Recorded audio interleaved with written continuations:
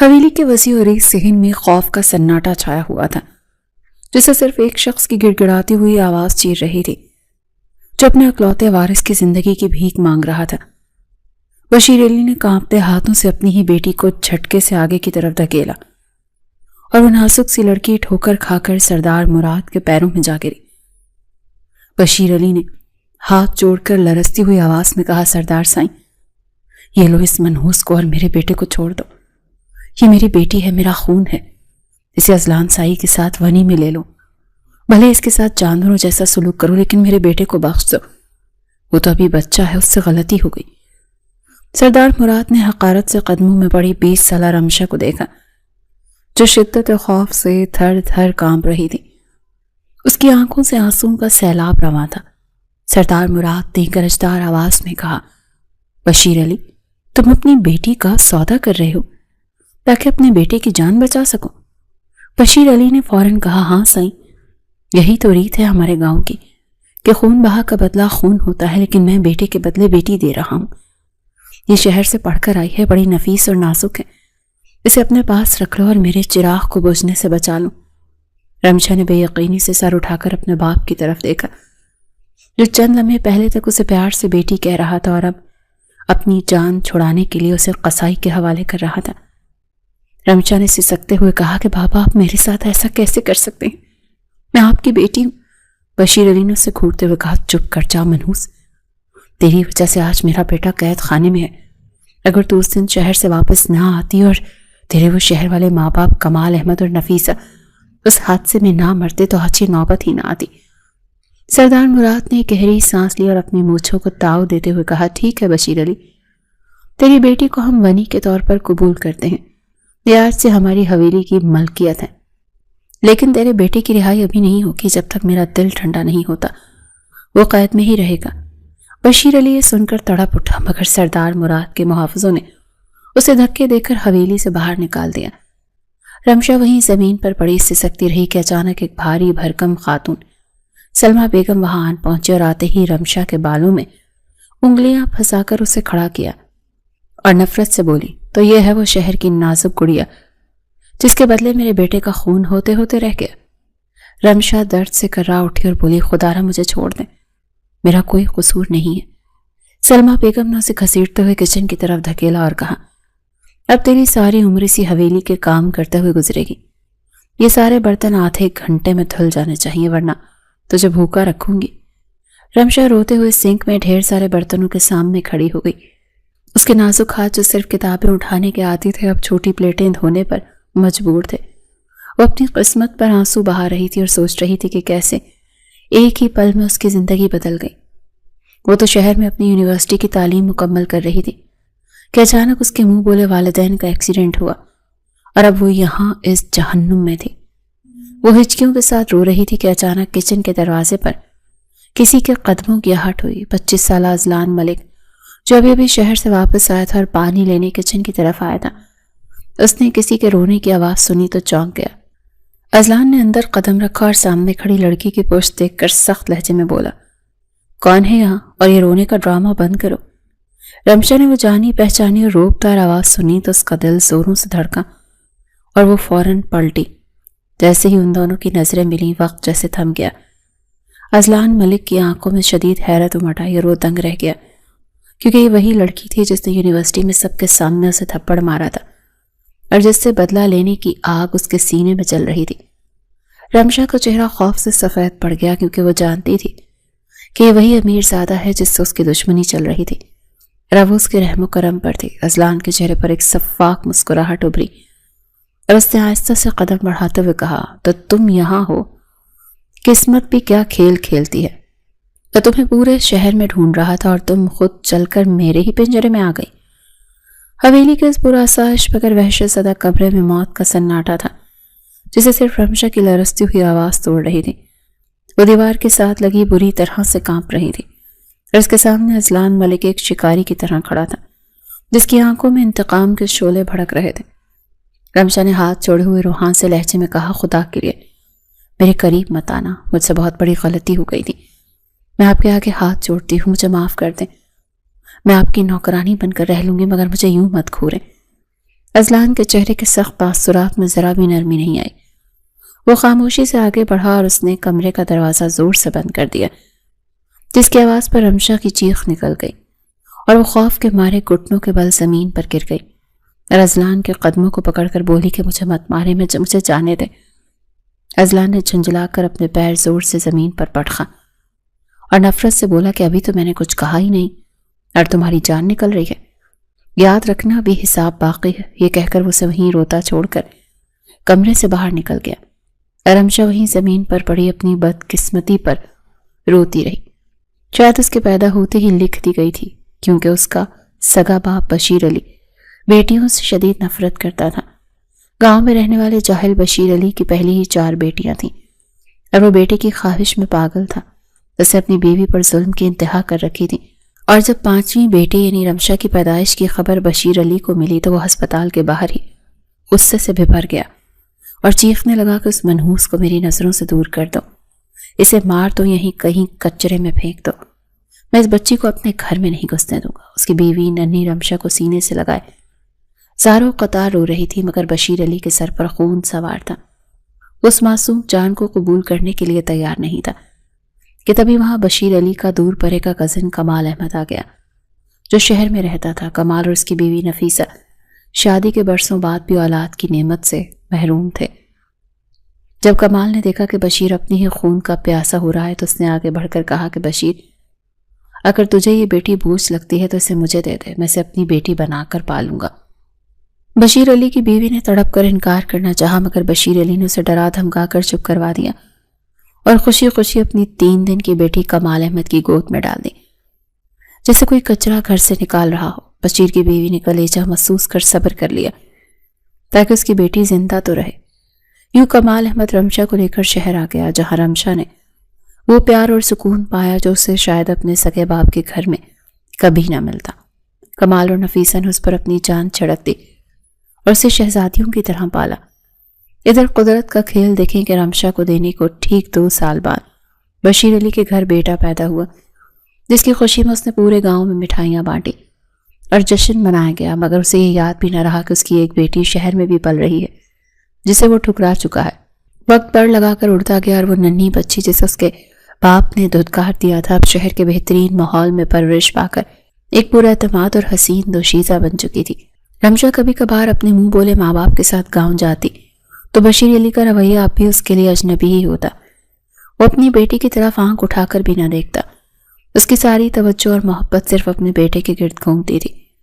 مگر رمشا کو اب ان رویوں سے فرق نہیں پڑتا تھا، کیونکہ کمال اور نفیسہ نے اسے اتنی محبت دی تھی کہ اسے کسی اور رشتے کی کمی کبھی محسوس نہیں ہوتی تھی۔ وہ کالج سے ہوتی ہوئی جامعہ میں پہنچ گئی، جہاں وہ اپنی ذہانت کی وجہ سے اساتذہ کی پسندیدہ طالبہ تھی، مگر ایک دن سیڑھیاں چڑھتے اس کی ٹکر ایک ایسے شخص سے ہوئی جس نے اس کی زندگی کا رخ موڑ دیا۔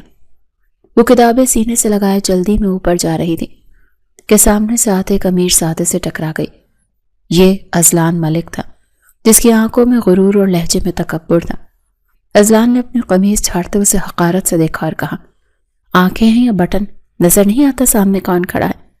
رمشا جو اپنی عزت نفس پر وار برداشت نہیں کرتی تھی فوراً بولی، اندھی میں نہیں، تم ہو جو راستے کے بیچ میں بادشاہوں کی طرح چل رہے ہو۔ راستہ سب کا ہوتا ہے۔ اذلان ہکا بکا رہ گیا، کیونکہ آج تک کسی نے اس سے اس لہجے میں بات کرنے کی جرات نہیں کی تھی۔ اسے انگلی دکھا کر دھمکی دینے لگا کہ تم جانتی نہیں میں کون ہوں، مگر رمشا اسے نظر انداز کرتی ہوئی وہاں سے گزر گئی۔ اذلان کے لیے یہ توہین ناقابل برداشت تھی، اسی لیے اگلے ہی دن جب رمشا راہداری سے گزر رہی تھی تو اذلان جان بوجھ کر اس کے راستے میں آیا اور اس کا راستہ روک کر شرارت سے مسکراتے ہوئے بولا، آپ بھاگ کر دکھاؤ، اس دن تو بڑی زبان چل رہی تھی، آج دیکھتا ہوں کون بچاتا ہے۔ رمشا نے اسے ہٹنے کا کہا، مگر جب اذلان نے بدتمیزی سے اس کا بازو پکڑنے کی کوشش کی تو رمشا کا پیمانہ اس صبر لبریز ہو گیا اور اس نے سب کے سامنے ایک زوردار تھپڑ اذلان کے منہ پر دے مارا۔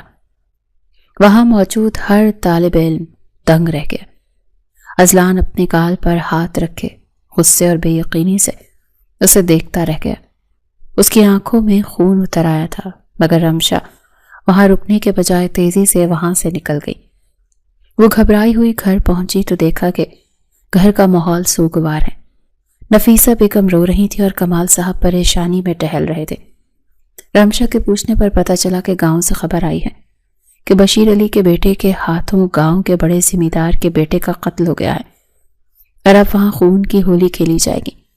کمال صاحب نے فیصلہ کیا کہ وہ اس مشکل وقت میں بشیر کو اکیلا نہیں چھوڑ سکتے اور فوراً گاؤں جائیں گے۔ چونکہ رمشا گھر پر اکیلی نہیں رہ سکتی، اسی لیے اسے بھی ساتھ جانا پڑا۔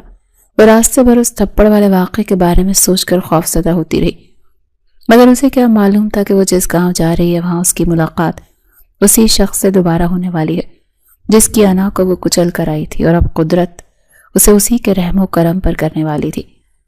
رمشا کے دل میں ابھی تک جامع والے واقعے کا خوف بیٹھا ہوا تھا، مگر جیسے ہی وہ گاؤں کی حدود میں داخل ہوئی تو وہاں کی فضا میں پھیلی ہوئی دہشت نے اسے اپنا ذاتی خوف بھلا دیا۔ حویلی میں ماتم کا سما تھا، کیونکہ مخالفین نے خون کا بدلہ خون سے لینے کی قسم کھا رکھی تھی۔ کمال احمد اور نفیسہ نے جب چند دن بعد واپس جانے کا ارادہ کیا تو وہاں ایک عجیب واقعہ پیش آیا جو رمشا کے وہم و گمان میں بھی نہیں تھا۔ بشیر علی جو ہمیشہ اسے نفرت کی نگاہ سے دیکھتا تھا، اچانک اس کے سر پر ہاتھ رکھتے ہوئے انتہائی نرم اور لجاجت بھرے لہجے میں بولا، بیٹی اگر تم چند دن اور رک جاؤ تو تمہاری ماں کا دل بہل جائے گا۔ تم جانتی ہو تمہاری باقی بہنیں اپنے اپنے گھروں کی ہیں اور اس مصیبت کی کھڑی میں تمہاری ماں بالکل اکیلی ہے، وہ پاگل ہو جائے گی۔ رمشا تو جیسے پتھر کی ہو گئی، اسے تو اپنے کانوں پر یقین نہیں آیا کہ یہ وہی باپ ہے جو اس کی شکل دیکھنا بھی گوارا نہیں کرتا تھا۔ باپ کے لہجے میں پہلی بار شفقت محسوس کر کے اس کی آنکھوں میں آنسو آ گئے اور اس نے فوراً سے حامی بھر لی کہ وہ کچھ دن یہیں رہے گی۔ کمال احمد بھی بشیر کے رویے میں یہ خوشگوار تبدیلی دیکھ کر مطمئن ہو گئے اور رمشا کو وہیں چھوڑ کر نفیسہ کے ہمراہ شہر واپسی کے لیے روانہ ہو گئے۔ مگر شاید تقدیر کو کچھ اور ہی منظور تھا۔ ابھی ان کی گاڑی شاہراہ پر پہنچی ہی تھی کہ سامنے سے آتے تیز رفتار ٹرک نے انہیں کچل دیا اور وہ دونوں موقع پر ہی جاں بحق ہو گئے۔ یہ منحوس خبر جب گاؤں پہنچی تو رمشا پر جیسے قیامت ٹوٹ پڑی۔ وہ اپنے ان ماں باپ کو کھو چکی تھی جنہوں نے اسے نام دیا تھا۔ وہ دھاڑے مار مار کر رو رہی تھی، مگر اسے سنبھالنے والا کوئی نہیں تھا، کیونکہ بشیر علی کو تو اپنے بیٹے کی فکر کھائی جا رہی تھی۔ اسی دوران ملازم بھاگتا ہوا آیا اور خبر دی کہ سردار مراد کے آدمیوں نے بشیر کے بیٹے کو کھیتوں سے پکڑ لیا ہے اور وہ اسے مارنے والے ہیں۔ یہ سنتے ہی بشیر علی کے ہوش اڑ گئے۔ وہ دیوانہ وار زنان خانے میں آیا جہاں رمشا گمسم بیٹھی تھی اور آتے ہی اس کا بازو دبوچتے ہوئے بولا، اٹھو میرے ساتھ چلو فوراً۔ رمشا سمجھی شاید اسے دلاسا دینے آیا ہے یا کوئی خطرہ ہے، مگر بشیر اسے جانوروں کی طرح گھسیٹتا ہوا حویلی سے باہر لے جانے لگا۔ رمشا چیختی رہی کہ بابا میرا بازو دکھ رہا ہے، ہم کہاں جا رہے ہیں، مجھے چھوڑیں تو صحیح۔ مگر بشیر کے سر پر جنون سوار تھا۔ وہ اسے سیدھا سردار مراد کی حویلی لے گیا اور وہاں جا کر اسے بھری پنچایت میں سردار کے قدموں میں پھینک دیا اور گڑ گڑاتے ہوئے بولا کہ سردار جی، یہ رہی میری بیٹی، یہ شہر کی پڑھی لکھی ہے، اسے ونی میں رکھ لیں، اسے اپنے بیٹے سے بیاہ لیں یا جو مرضی کریں، بس میرے بیٹے کی جان بخش دیں، اس کے بدلے اس لڑکی کی جان لے لیں۔ رمشا نے پھٹی پھٹی نظروں سے اپنے سگے باپ کو دیکھا جو اپنے بیٹے کی زندگی کے بدلے اس کا سودا کر رہا تھا۔ اس نے تڑپ کر کہا، بابا یہ آپ کیا کر رہے ہیں؟ میرے ماں باپ ابھی مرے ہیں اور آپ مجھے قصائیوں کے حوالے کر رہے ہیں؟ میں آپ کی بیٹی ہوں۔ بشیر نے اسے چھڑکتے ہوئے سب کے سامنے کہا، چپ کر منحوس، تیرے پالنے والے ماں باپ مر گئے تو کیا ہوا، میرا بیٹا تو زندہ ہے نا، اور اس کی زندگی تجھ جیسی بیٹی سے 1000 درجے قیمتی ہے۔ اگر تیری قربانی سے وہ بچتا ہے تو یہ سودا مہنگا نہیں ہے۔ سردار مراد نے حقارت سے رمشا کو دیکھا اور اپنی مونچھوں کو تاؤ دیتے ہوئے کہا، ٹھیک ہے بشیر علی، ہم تمہارے بیٹے کو کچھ نہیں کہیں گے، مگر آج سے یہ لڑکی ہماری قیدی ہے اور اس کا فیصلہ میرا بڑا بیٹا کرے گا جو آج ہی شہر سے واپس آ رہا ہے، وہی بتائے گا کہ اس کے ساتھ کیا کرنا ہے۔ بشیر علی اپنی بیٹی کو بھیڑیوں کے درمیان چھوڑ کر وہاں سے اپنی جان بچا کر بھاگ گیا تو سردار مراد نے ایک اشارہ کیا جس پر 2 ہٹے کٹے ملازموں نے رمشا کو بازوں سے دبوچ لیا اور اسے گھسیٹتے ہوئے زنان خانے کی طرف لے گئے جہاں سردار کی بیگم سلمہ کسی بھوکی شیرنی کی طرح اس کی منتظر تھی۔ رمشا نے ہی چوکھٹ پار کی کہ سلمہ بیگم نے بنا کوئی بات کیا اس کے منہ پر ایک زوردار تماچا رسید کیا جس کی گونج دور تک سنائی دی۔ رمشا لڑکھڑا کر گرنے ہی والی تھی کہ سلمہ بیگم نے اس کے بال مٹھی میں جکڑ لیے اور اسے زمین پر پٹکتے ہوئے زہریلے لہجے میں بولی، تو یہ ہے وہ شہر کی نازک کلی جس کے باپ نے ہمارے بیٹے کا خون بہایا۔ آج میں تیرا وہ حشر کروں گی کہ تو موت کی بھیک مانگے گی۔ رمشا نے درد سے کراتے ہوئے سلمہ بیگم کے پیر پکڑ لیے، روتے ہوئے بولی، خدا کے لیے مجھ پر رحم کرے، میرا کوئی قصور نہیں ہے، میں تو خود یتیم ہو چکی ہوں، میرے ماں باپ ابھی مرے ہیں، مجھے مت مارے۔ سلمہ بیگم نے نفرت سے اپنا پیر چھڑایا اور اسے ٹھوکر مارتے ہوئے بولی کہ تیرے یہ مگرمچھ کے آنسو یہاں کسی کا دل نہیں پگھلا سکتے، اٹھو اور سیدھی باورچی خانے میں جاؤ، وہاں جتنے بھی جھوٹے برتن پڑے ہیں اگر آدھے گھنٹے میں نہ دھلے تو تجھے آج رات کا کھانا نصیب نہیں ہوگا۔ ملازمائیں اسے دھکے دیتی ہوئی باورچی خانے میں لے گئیں اور برتنوں کے ڈھیر کے سامنے کھڑا کر دیا۔ رمشا جو غم اور صدمے سے نڈھال تھی بمشکل کھڑی ہو پا رہی تھی، اس کے نازک ہاتھ کانپ رہے تھے، مگر سر پر کھڑی ملازمہ نے ڈنڈا زمین پر مارتے ہوئے کہا، جلدی ہاتھ چلاؤ ورنہ بیگم صاحبہ زندہ گاڑ دیں گی۔ رمشا نے آنسو پہنچتے ہوئے صابن اور پانی سے برتن دھونے شروع کر دیے۔ اس کا دل کر رہا تھا کہ وہ چیخ چیخ کر روئے، مگر وہاں اس کی سننے والا کوئی نہیں تھا۔ وہ سسکیاں لیتے ہوئے برتن دھو رہی تھی کہ اچانک باہر سے بھاری قدموں کی آہٹ آئی اور کسی مرد نے کڑکدار آواز میں ملازم کو پکارا کہ پانی لاؤ۔ ملازم وہاں موجود نہیں تھا، اس لیے وہ مرد غصے میں خود ہی باورچی خانے کی طرف بڑھا۔ یہ سردار مراد کا بڑا بیٹا اذلان ملک تھا، جو بھی شہر سے تھکا ہارا پہنچا تھا اور سفر کی وجہ سے اسے سخت پیاس لگی تھی۔ وہ جیسے ہی دروازے سے اندر داخل ہوا تو اسے کسی کے رونے کی آواز آئی۔ اذلان نے ماتھے پر بل ڈالتے ہوئے غصے سے کہا، یہ کون میرے گھر میں ماتم کر رہا ہے؟ مجھے سکون سے پانی بھی نہیں پینے دیتے۔ رمشا نے وہ جانی پہچانی مردانہ آواز سنی تو اس کا دل اچھل کر حلق میں آ گیا۔ وہ فوراً پلٹی کے معافی مانگ سکے، مگر جیسے ہی وہ مڑی اس کے ہاتھ سے پلیٹ چھوٹ کر زمین پر گری اور چکنا چور ہو گئی۔ سامنے کھڑا اذلان ملک پتھر کا ہو گیا اور اس کی آنکھیں حیرت سے پھیل گئیں۔ وہ چند لمحے تو اپنی آنکھوں پر یقین ہی نہیں کر سکا کہ وہ لڑکی جسے اس نے ڈھونڈنے کے لیے زمین آسمان ایک کرنے کا سوچا تھا، وہ اس کے اپنے ہی گھر کے باورچی خانے میں میلے کچیلے کپڑوں میں کھڑی ہے۔ رمشا کا رنگ ہلدی کی طرح زرد پڑ گیا اور اس کے لب تھر تھرانے لگے۔ وہ خوفزدہ آواز میں بولی، تم یہاں؟ اذلان کے چہرے پر دھیرے دھیرے ایک سفاکانہ ظالمانہ مسکراہٹ پھیلنے لگی۔ اس نے قدم قدم رمشا کی طرف بڑھانا شروع کیا اور طنزیہ لہجے میں بولا، واہ کیا قسمت ہے، میں تو سوچ رہا تھا کہ اس تھپڑ کا بدلہ لینے کے لیے مجھے شہر جانا پڑے گا، مگر تم تو خود چل کر میرے جال میں آ گئی ہو۔ رمشا پیچھے ہٹتی گئی یہاں تک کہ اس کی کمر دیوار سے جا لگی۔ اذلان نے دونوں ہاتھ دیوار پر رکھ کر اسے اپنے حصار میں لے لیا اور جھک کر اس کی آنکھوں میں آنکھیں ڈالتے ہوئے بولا، اب بتاؤ اس دن کیا کہا تھا تم نے کہ اندھی تم نہیں میں ہوں؟ آج بتاؤں اب کس کی باری ہے؟ اب تمہیں کون بچائے گا مجھ سے؟ رمشا کی آنکھوں سے خوف کے مارے آنسو جاری ہو گئے اور وہ لرزتی آواز میں بولی، مجھے جانے دو، میں یہاں ونی میں آئی ہوں، میں تمہاری قیدی ہوں، مجھ سے بدلہ مت لو۔ اذلان نے قہقہ لگایا اور بولا، یہی تو مزہ ہے، ونی کا مطلب جانتی ہو تم اب میری ملکیت ہو اور میں تمہارے ساتھ جو چاہوں کر سکتا ہوں، اور یقین مانو میں تمہاری زندگی اتنی مشکل بنا دوں گا کہ تم اس تھپڑ کو یاد کر کے خون کے آنسو روگی۔ یہ کہہ کر اذلان نے اس کے چہرے کو غور سے دیکھا جہاں خوف اور بے بسی رقص کر رہی تھی اور اسے اپنے کلیجے میں ٹھنڈک پڑتی ہوئی محسوس ہوئی تھی۔ کچن میں رمشا کو خوف و ہراس کی تصویر بنا چھوڑ کر اذلان اپنے کمرے میں آ گیا، مگر اس کا دماغ کسی بھٹی کی طرح تپ رہا تھا۔ وہ مسلسل کمرے میں ٹہل رہا تھا اور اس کے کانوں میں رمشا کی سسکیاں اور گال پر اس کے تھپڑ کی جلن محسوس ہو رہی تھی۔ اسے اپنے ماں باپ کی طرف سے کھلی چھوٹ ملی ہوئی تھی کہ لڑکی ونی میں آئی ہے اور ونی کی عورت کے ساتھ کچھ بھی کیا جا سکتا ہے۔ سردار مراد نے تو صاف کہہ دیا تھا کہ اگر تم چاہو تو اس سے دل بہلا سکتے ہو، یہ تمہاری لونڈی ہے، مگر اذلان ملک کا ضمیر اسے ملامت کر رہا تھا۔ وہ ایک انا پرست اور مغرور انسان ضرور تھا، مگر وہ وحشی درندہ نہیں تھا۔ اس نے آج تک کسی عورت کو اس کی مرضی کے بغیر ہاتھ نہیں لگایا تھا۔ وہ اس لڑکی کے جسم کو نوچ کر اپنی مردانگی ثابت نہیں کرنا چاہتا تھا، بلکہ وہ تو اس کو روح کو تڑپانا چاہتا تھا۔ وہ چاہتا تھا کہ یہ لڑکی جو اس کے سامنے سر اٹھا کر کھڑی ہوئی تھی اب عمر بھر اس کے سامنے سر جھکا کر رہے۔ کافی دیر کی سوچ بچار کے بعد اس کے ذہن میں ایک ایسا منصوبہ آیا جس سے سانپ بھی مر جاتا اور لاٹھی بھی نہ ٹوٹتی۔ وہ تیزی سے پلٹا اور سیدھا اپنے والدین کے کمرے میں گیا، جہاں سردار مراد حقہ پی رہے تھے اور سلمہ بیگم بیٹے کے انتظار میں بیٹھی تھی۔ اذلان نے اندر جاتے ہی سنجیدگی سے کہا، بابا سائیں، میں نے فیصلہ کر لیا ہے کہ میں اس لڑکی کے ساتھ کیا کروں گا۔ سلمہ بیگم نے شوق سے پوچھا، ہاں بتاؤ میرے شیر، کیا سزا سوچی ہے تم نے اس کے لیے؟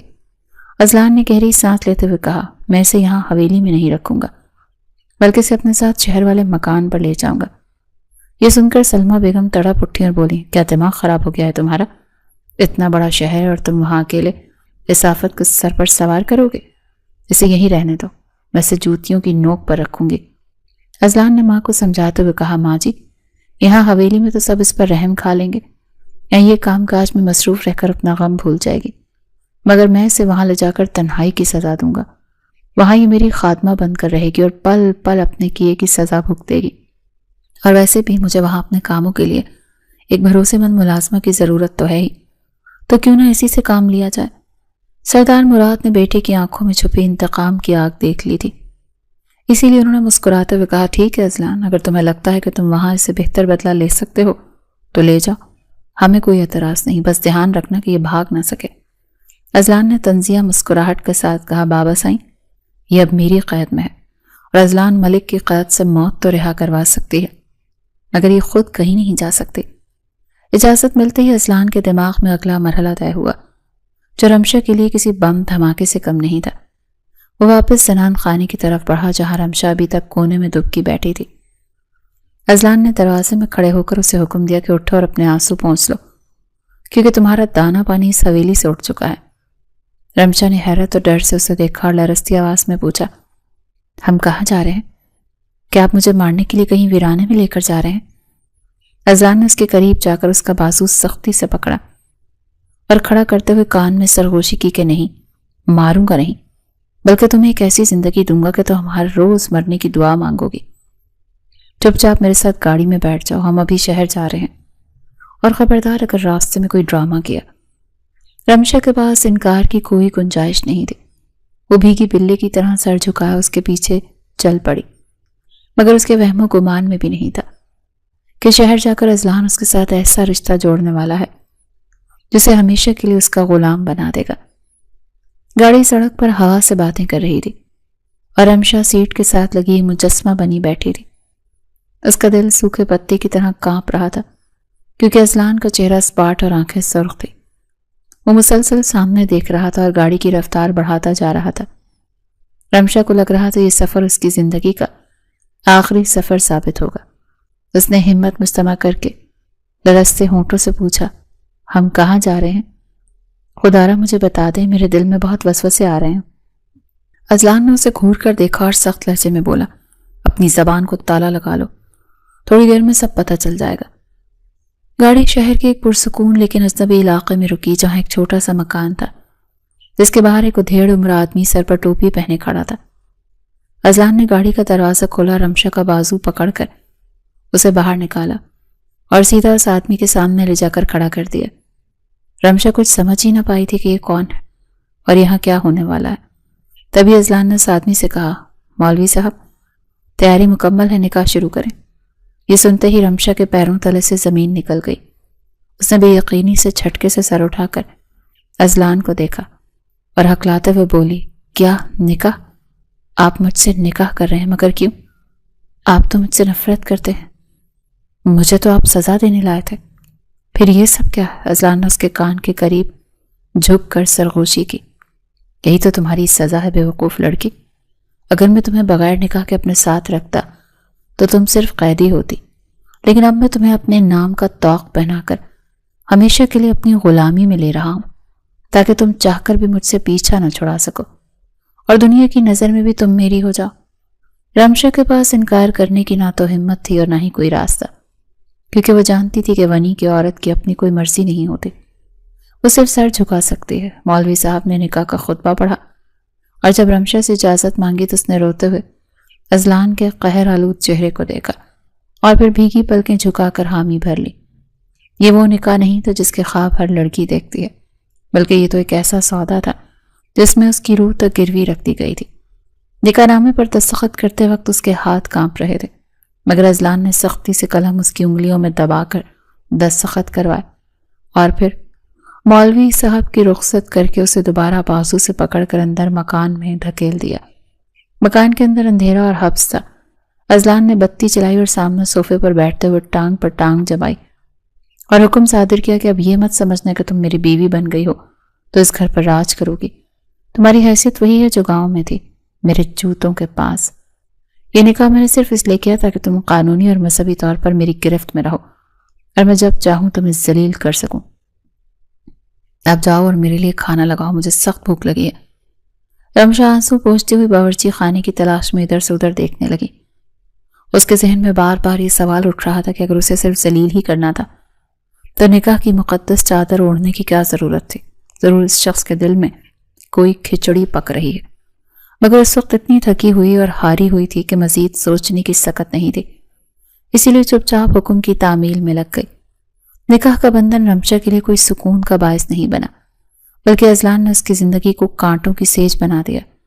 وہ صبح سے لے کر رات گئے تک اس سے گھر کے ایسے کام کرواتا جو شاید دو ملازم مل کر بھی نہ کر پاتے، اور ذرا سی غلطی پر اسے ایسے تانے دیتا کہ اس کا کلیجہ چھلی ہو جاتا۔ وہ اکثر کھانے کی میز پر بیٹھ کر تھالی پرے سرکاتے ہوئے چیختا کہ تم نے اس میں زہر ملایا ہے کیا؟ بالکل اپنے بھائی کی طرح تم بھی میری جان لینا چاہتی ہو، جیسے اس نے میرے بھائی کی جان لی۔ رمشا سہم کر کونے میں کھڑی ہو جاتی اور آنسو پونچھتے ہوئے کہتی کہ میں نے پوری محنت سے کھانا بنایا ہے، قسم لے لیں میں نے کچھ نہیں ملایا۔ مگر اذلان کو اس کے صفائیوں سے کوئی دلچسپی نہیں ہوتے تھے، اسے ذہنی اذیت دینے کا کوئی موقع ہاتھ سے جانے نہیں دیتا تھا۔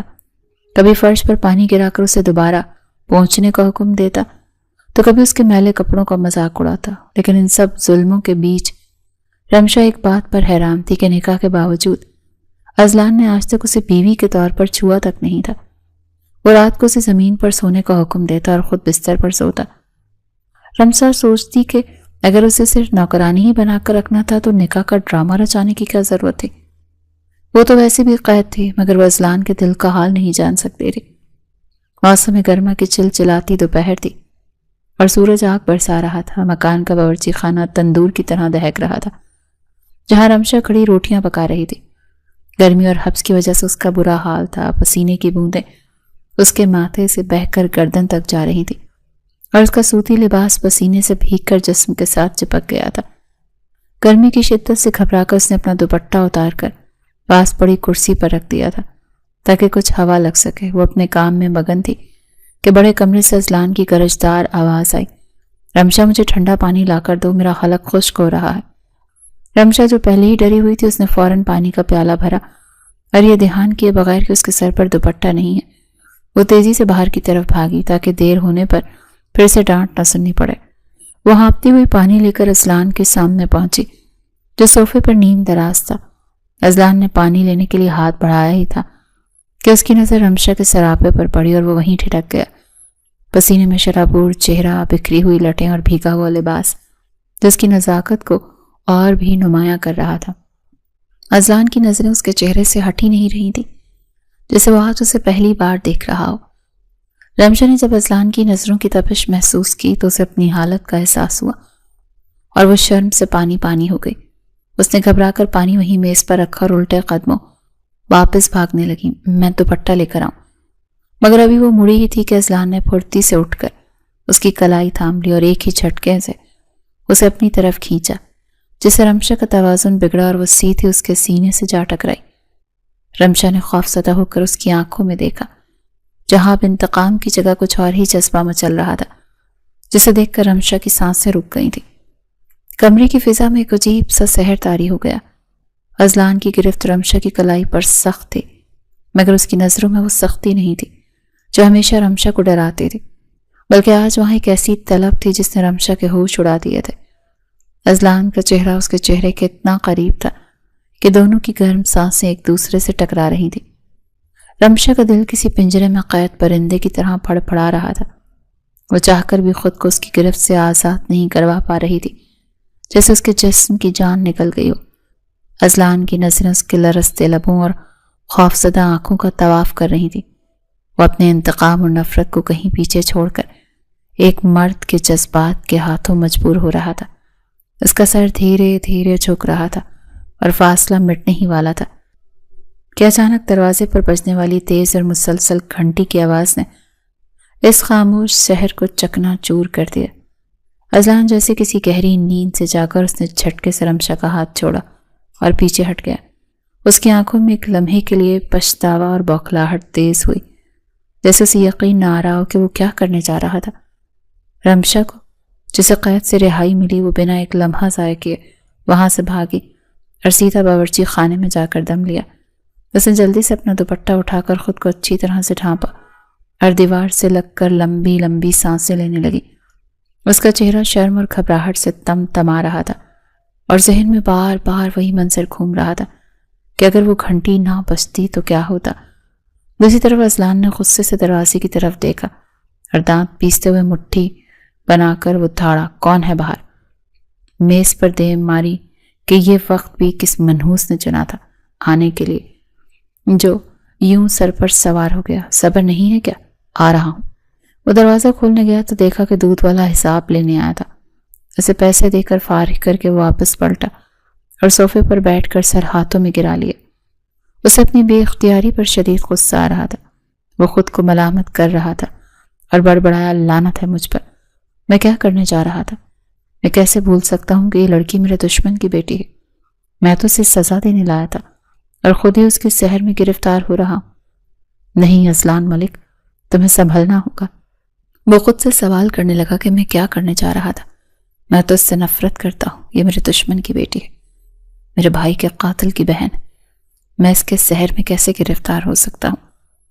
اس نے دل میں پکا عہد کر لیا کہ آج کے بعد وہ رمشا کو اس نظر سے ہرگز نہیں دیکھے گا اور اس کے ساتھ اپنا رویہ مزید سخت کر لے گا تاکہ اس قسم کی کمزوری دوبارہ اس کے قریب نہ بھٹک سکے۔ مگر وہ نہیں جانتا تھا کہ دل کے معاملے دماغ کے فیصلوں کے پابند نہیں ہوتے۔ اس دوپہر کی لرزش کے بعد اذلان کا رویہ کسی جلاد جیسا ہو گیا۔ وہ اپنی اس وقتی کمزوری پر پردہ ڈالنے کے لیے رمشا پر بے جا چیختا چلاتا رہتا تاکہ اس کا روپ برقرار رہے اور وہ دوبارہ اس کے حصار میں نہ آ سکے۔ رمشا بیچاری سارا دن کام کاج میں ہلکان رہتی مگر اذلان کے ماتھے کی تیوری نہ جاتی۔ ایک رات رمشا نے ہمت کر کے اسے کھانا دیا تو اذلان نے پلیٹ پرے دھکیلتے ہوئے سخت لہجے میں کہا، مجھے بھوک نہیں، لے جاؤ اسے میری نظروں کے سامنے سے۔ رمشا نے ڈرتے ڈرتے کہا، آپ نے صبح سے کچھ نہیں کھایا، تھوڑا سا کھا لیں ورنہ بیمار پڑ جائیں گے۔ اذلان نے غصے سے گھورا اور دھاڑتے ہوئے بولا، میری فکر کرنے کی ضرورت نہیں ہے، اپنی اوقات میں رہو اور دفع ہو جاؤ یہاں سے۔ رمشا آنکھوں میں آنسو لیے پلیٹ اٹھا کر جانے ہی لگی تھی کہ اچانک کمرے میں رکھے ٹیلی فون کی گھنٹی نے رات کے اس پہر شور مچا دیا۔ اتنی رات گئے فون بجنے پر دونوں چونک گئے۔ اذلان نے الجھتے ہوئے ریسیور اٹھایا اور ہیلو کہا۔ دوسری طرف سے گاؤں کے منشی کی روتی ہوئی اور گھٹی گھٹی آواز آئی۔ چھوٹے سرکار غضب ہو گیا، قیامت ٹوٹ پڑی۔ اذلان کا دل زور سے دھڑکا۔ اس نے گھبرا کر پوچھا، کیا بکواس کر رہے ہو منشی؟ صاف صاف بتاؤ کیا ہوا؟ منشی نے چیخیں مارتے ہوئے کہا، سرکار حویلی میں شارٹ سرکٹ کی وجہ سے خوفناک آگ لگ گئی تھی، سب کچھ راکھ ہو گیا۔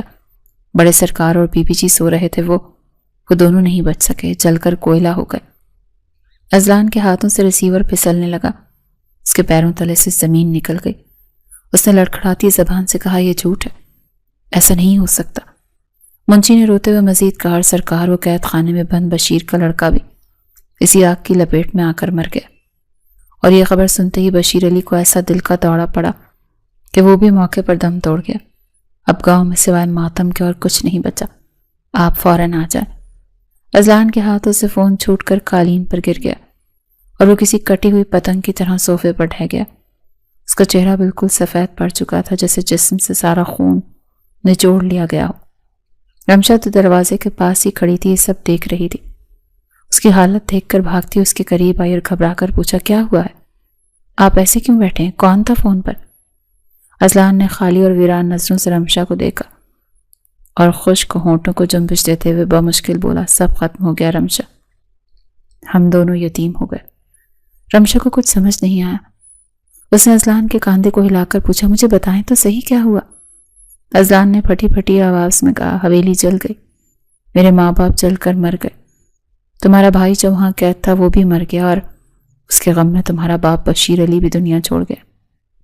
یہ الفاظ رمشا کے کانوں میں پگھلے ہوئے سیسے کی طرح اترے۔ وہ چند لمحے تو سن رہ گئی، پھر ایک دل خراش چیخ مار کر وہیں زمین پر گر گئی۔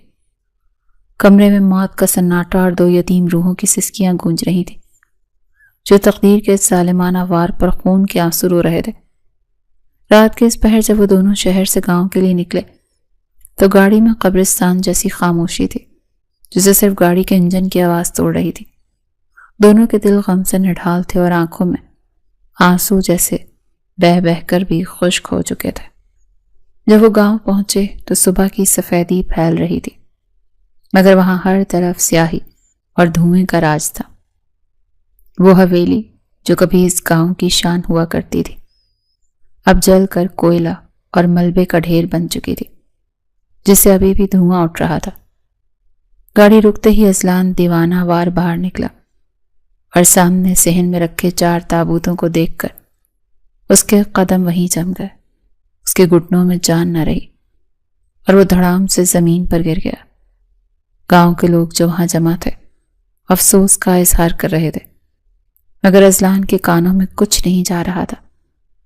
وہ بس پھٹی پھٹی آنکھوں سے ان سفید چادروں کو دیکھ رہا تھا جن میں اس کی کل کائنات اور رمشا کا خاندان سمٹا ہوا تھا۔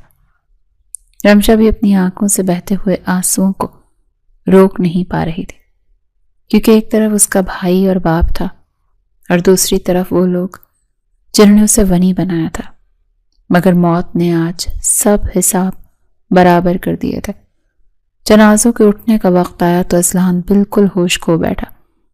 وہ بچوں کی طرح بلک بلک کر رونے لگا اور ماں کے تابوت سے لپٹ گیا کہ مجھے بھی ساتھ لے جاؤ، میں اکیلا کیسے رہوں گا۔ یہ منظر دیکھ کر وہاں موجود ہر آنکھ اشک بار ہو گئی۔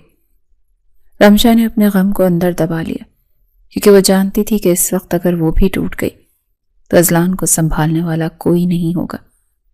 اس نے آگے بڑھ کر اذلان کے کاندھے پر ہاتھ رکھا اور لرزتی ہوئی آواز میں بولی، حوصلہ کریں سائیں، اگر آپ یوں ٹوٹ جائیں گے تو ان کی روحوں کو تکلیف ہوگی، آپ کو مضبوط بننا ہوگا۔ اذلان نے پلٹ کر رمشا کو دیکھا جس کی اپنی آنکھیں سرخ تھیں اور چہرہ سوجا ہوا تھا، مگر وہ اپنا دکھ بھول کر اسے سہارا دے رہی تھی۔ تدفین کے بعد جب سب لوگ چلے گئے اور وہ راکھ بنی حویلی کے بیچ جانے والے مہمان خانے میں اکیلے رہ گئے تو اذلان بالکل خاموش ہو چکا تھا۔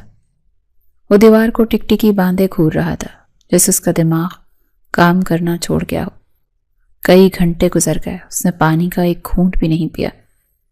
رمشا سے اس کی حالت دیکھی نہ گئی۔ وہ بچی کچی چیزوں سے دودھ گرم کر کے لائی اور اس کے سامنے گھٹنوں کے بل بیٹھ کر پیار سے بولی، کچھ پی لیں، آپ کی حالت بگڑ رہی ہے۔ اذلان نے کوئی جواب نہیں دیا۔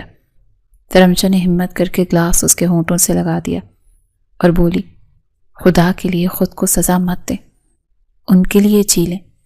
اذلان نے اچانک ایک جھٹکے سے اس کا ہاتھ تھاما اور ٹوٹے ہوئے لہجے میں بولا، رمشا، میں اکیلا رہ گیا، میرے پاس کچھ نہیں بچا، میرا غرور، میری طاقت سب اس آگ میں جل کر راکھ ہو گیا، میں برباد ہو گیا۔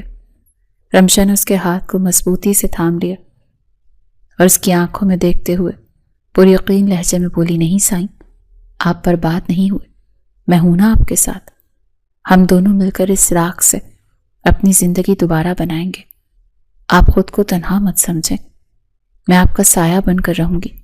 اذلان نے بے یقینی سے پوچھا، کیا تم واقعی میرا ساتھ دو گی باوجود اس سب کے جو میں نے تمہارے ساتھ کیا؟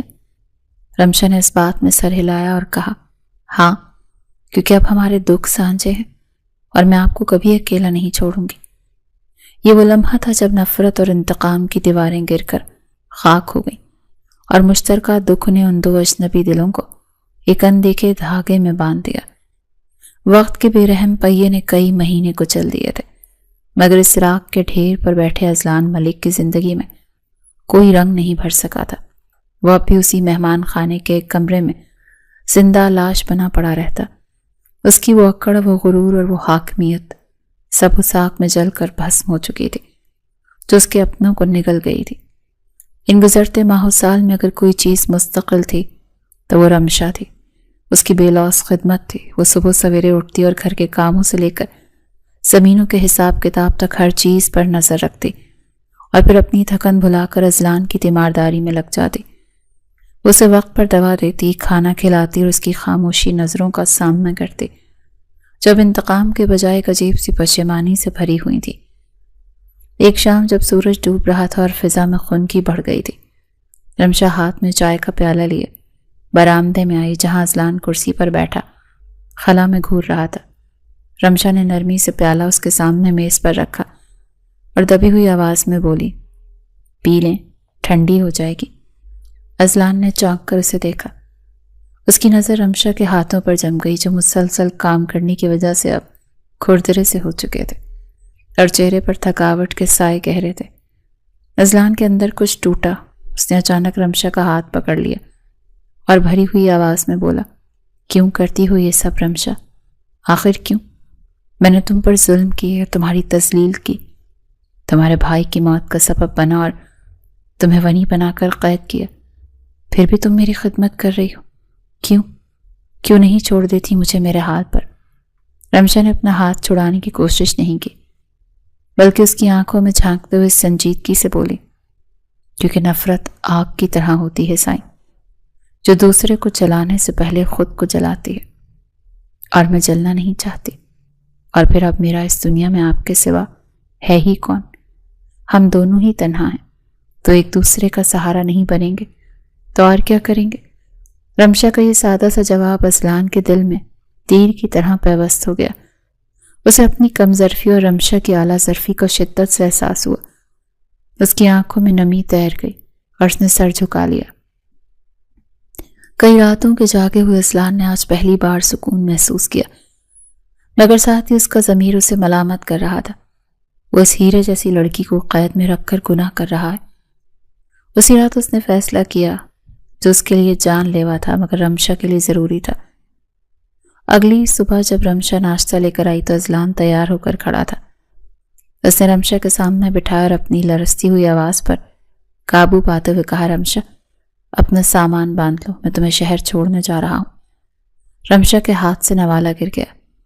اس نے حیرت سے پوچھا، شہر کیوں؟ اذلان نے نظریں چراتے ہوئے کہا، کیونکہ میں تمہیں آزاد کر رہا ہوں۔ رمشا، میں مزید تمہیں اپنے انا کی قید میں نہیں رکھ سکتا۔ تم آزاد ہو، تم جہاں جانا چاہو جا سکتی ہو، اپنی نئی زندگی شروع کرو۔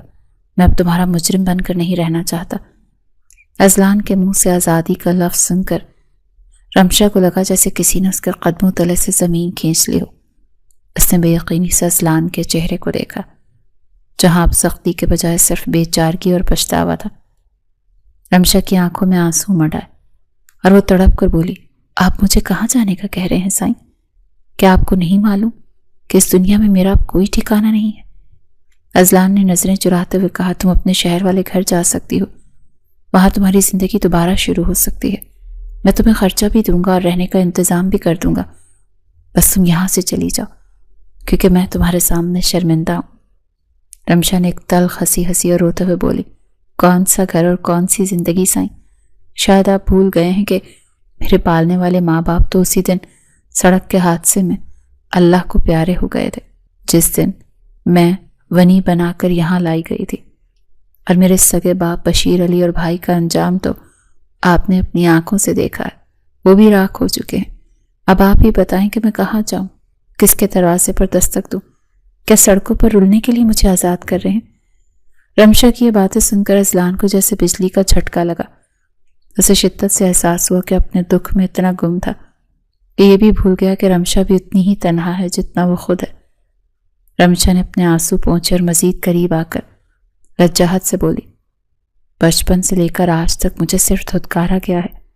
میرے سگے باپ نے مجھے منحوس سمجھ کر دوسروں کے حوالے کر دیا، اور جب میں یہاں آئی تو مجھے نفرت ملی۔ اب جب سب ختم ہو گیا ہے تو میں اس ویران دنیا میں اکیلی نہیں بھٹکنا چاہتی۔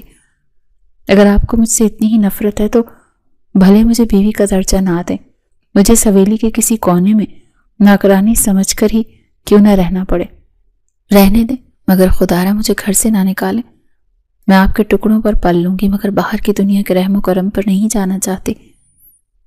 رمشا کے ان الفاظ نے اذلان کا دل موم کر دیا۔ اس کا ضبط ٹوٹ گیا اور وہ آگے بڑھ کر رمشا کے دونوں کاندھوں کو تھامتے ہوئے جذباتی لہجے میں بولا، پاگل لڑکی، میں تمہیں نفرت کی وجہ سے نہیں نکال رہا، بلکہ اس لیے کہہ رہا تھا کیونکہ میں خود کو تمہارے قابل نہیں سمجھتا۔ تم جانتی ہو میں نے تم سے نکاح کیوں کیا تھا؟ رمشا نے بھیگی پلکیں اٹھا کر سوالیہ نظروں سے اسے دیکھا تو اذلان نے نظریں جھکاتے ہوئے قرار کیا کہ سچ تو یہ ہے کہ میں بدلہ لینا چاہتا تھا، لیکن میرا ضمیر گوارا نہیں کرتا تھا کہ میں غیر محرم لڑکی کو اپنے گھر میں رکھ کر گنہگار بنوں۔ اسی لیے میں نے نکاح کا سہارا لیا تاکہ تم پر میرا حق ہو اور میں تمہیں اپنی قید میں رکھ سکوں۔ لیکن رمشا، یہ بھی آدھا سچ ہے۔ پورا سچ تو یہ ہے کہ جس دن تم نے مجھے تھپڑ مارا تھا، شاید اسی دن تم میرے دل میں اتر گئی تھی، اور میں اپنی انا کے خول میں چھپ کر اس جذبے کو نفرت کا نام دیتا رہا۔ مگر آج میں اعتراف کرتا ہوں کہ میں تم سے نفرت نہیں بلکہ محبت کرتا ہوں، اور میں تمہیں کھونے کے ڈر سے آزاد کر رہا تھا کہ کہیں میری منحوس قسمت کا سایہ تم پر بھی نہ پڑ جائے۔ اذلان کا یہ اعتراف سن کر رمشا دنگ رہ گئی۔ اسے اپنے کانوں پر یقین نہیں آ رہا تھا کہ جو شخص اسے دکھ دینے کا کوئی موقع نہیں چھوڑتا تھا، آج وہ اس کے سامنے اپنی محبت کا اقرار کر رہا ہے۔ رمشا کے دل میں بھی جو جذبات دبے ہوئے تھے وہ امٹ آئے۔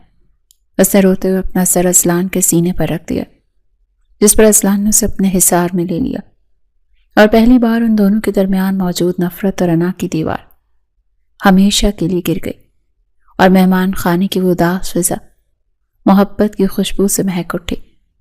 اس اعتراف محبت کے بعد ان دونوں کی زندگی میں ایک نئی صبح کا آغاز ہوا، جس میں ماضی کے دکھوں کا اندھیرا چھٹ چکا تھا۔ اذلان نے رمشا کے مشورے سے راکھ بنی حویلی کو دوبارہ تعمیر کرنے کا فیصلہ کیا تاکہ وہ اپنی آنے والی نسل کو ایک نیا اور خوشگوار مستقبل دے سکے۔ تعمیراتی کام شروع ہوا تو رمشا نے ہر قدم پر اس کا ساتھ دیا، اور یوں وہ ویران کھنڈر آہستہ آہستہ خوبصورت گھر میں تبدیل ہونے لگا، جس کی بنیاد نفرت پر نہیں بلکہ محبت اور اعتماد پر رکھی گئی تھی۔ چند ماہ بعد جب حویلی کا اہم حصہ مکمل ہو گیا تو وہ دونوں مہمان خانے سے وہاں منتقل ہو گئے۔ اس رات موسم بہت خوشگوار تھا اور باہر ٹھنڈی ہوائیں چل رہی تھی۔ رمشا اپنے کمرے میں آئینے کے سامنے کھڑی خود کو سنوار رہی تھی۔ آج اس کی آنکھوں میں خوف کے بجائے ایک عجیب سی چمک اور حیا تھی، اور چہرے پر اطمینان تھا۔ دروازہ کھلا اور اذلان کمرے میں داخل ہوا۔ اس کی نگاہیں رمشا پر پڑیں تو وہ وہیں رک گیا، کیونکہ آج رمشا نے وہی رنگ پہن رکھا تھا جو اذلان کو پسند تھا۔ اذلان نے آہستہ قدموں سے چلتے اس کے قریب آ کر اس کے شانوں پر ہاتھ رکھا اور آئینے میں اس کا عکس دیکھتے ہوئے نرم لہجے میں بولا، رمشا، آج تو مجھے اس دنیا کی سب سے حسین لڑکی لگ رہی ہو۔ میرا دل کرتا ہے کہ میں اپنی ساری خوشیاں تمہارے قدموں میں ڈھیر کر دوں تاکہ تمہیں کبھی اپنے ماضی کا زخم یاد نہ آئے۔ رمشا نے شرما کر نظریں جھکا لیں اور دھیمی آواز میں کہا، یہ سب آپ کی محبت کا اثر ہے سائیں، ورنہ میں تو ایک مرجھایا ہوا پھول تھی جسے آپ نے دوبارہ کھلنے کا موقع دیا ہے۔ آپ نے مجھے وہ عزت دی ہے جس کا میں نے کبھی تصور بھی نہیں کیا تھا۔ اذلان نے اسے اپنی طرف گھمایا اور اس کا چہرہ اپنے ہاتھوں کے پیالے میں بھرتے ہوئے جذباتی انداز میں کہا، مجھے سائیں مت کہو رمشا، میں تمہارا اذلان ہوں، صرف تمہارا۔ آج میں تمہیں ایک وعدہ دیتا ہوں، جب تک میری سانسیں چل رہی ہیں تمہاری آنکھوں میں کبھی آنسو نہیں آنے دوں گا۔ ماضی میں جو زیادتیاں میں نے کی ہیں ان کا ازالہ میں ساری عمر اپنی محبت سے کروں گا۔ رمشا کی آنکھوں سے خوشی کا ایک آنسو ٹپک کر اذلان کی ہتھیلی پر گرا، جسے اذلان نے جھک کر اپنی آنکھوں سے چوم لیا۔ کمرے کی فضا میں خاموش محبت نے ڈیرے ڈال لیے تھے۔ اذلان نے اسے اپنی باہوں کے حصار میں لیا اور کان میں سرگوشی کی کہ اب تم میری قیدی نہیں بلکہ میری شریک حیات ہو، میری روح کا حصہ ہو۔ کیا تمہیں مجھ پر اعتبار ہے کہ میں تمہیں کبھی دکھ نہیں دوں گا؟ رمشا نے اپنا سر اس کے وسیع سینے پر ٹکاتے ہوئے دھڑکتے دل کے ساتھ اقرار کیا کہ مجھے آپ پر خود سے زیادہ اعتبار ہے، آپ ہی میری کل کائنات ہے۔ اس جواب نے اذلان کے دل کو سرشار کر دیا۔ اس نے رمشا کو اپنی گرفت میں مزید بھینچ لیا اور پھر وہ تمام فاصلے سمٹ گئے جو ان کے درمیان حائل تھے۔ رمشا نے آنکھیں موند کر خود کو مکمل طور پر اس کے حوالے کر دیا، کیونکہ وہ جانتی تھی کہ اب یہ ہاتھ اسے کبھی چوٹ نہیں پہنچائیں گے بلکہ ہمیشہ اس کی حفاظت کریں گے۔ اس رات آسمان پر چاند بھی بادلوں کی اوٹ میں مسکرا رہا تھا، کیونکہ نفرت اور انتقام کی آگ سے شروع ہونے والی یہ داستان بالآخر محبت کی ٹھنڈی اور پرسکون چھاؤں میں اپنا حسین انجام کو پہنچ گئی تھی، جہاں صرف سکون تھا، پیار تھا اور ایک دوسرے کا ساتھ تھا۔